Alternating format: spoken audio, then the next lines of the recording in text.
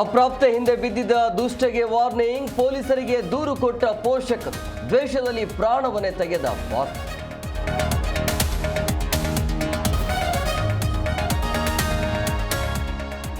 ಸಿಸಿಬಿಯಿಂದ ಸ್ನೇಹಮಯಿ ಕೃಷ್ಣ ವಿಚಾರಣೆ, ಅರೆಸ್ಟ್ ಆಗಿಲ್ಲ, ನನ್ನ ವಿರುದ್ಧ ಸುಳ್ಳು ದೂರು.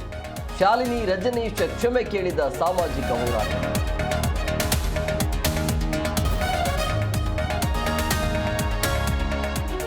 ದಾಸರಹಳ್ಳಿ ರಸ್ತೆ ನಿರ್ಮಾಣದಲ್ಲಿ ಗೋಲ್ಮಾಲ್, ರೀಸರ್ಫೇಸಿಂಗ್ ಹೆಸರಲ್ಲಿ ದುಡ್ಡು ಹೊಡೆದು ಸಂಚು, ದಾಖಲೆ ಸಮೇತ ಮಾಜಿ ಶಾಸಕ ಮಂಜುನಾಥ್ ಆರೋಪ.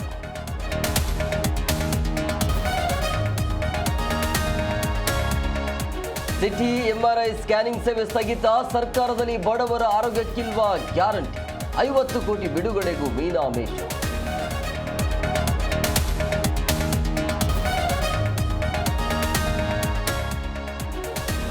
ಪೂಜೆ ನೆಪದಲ್ಲಿ ಮಹಿಳೆಯ ಮೇಲೆ ಅತ್ಯಾಚಾರ, ವಿಡಿಯೋ ರೆಕಾರ್ಡ್ ಮಾಡಿ ಹಣಕ್ಕೆ ಬ್ಲಾಕ್ ಮೇಲ್, ಗೋವಿಂದಪುರ ಪೊಲೀಸರಿಂದ ಮೌಲ್ವಿ ಅರೆಸ್ಟ್.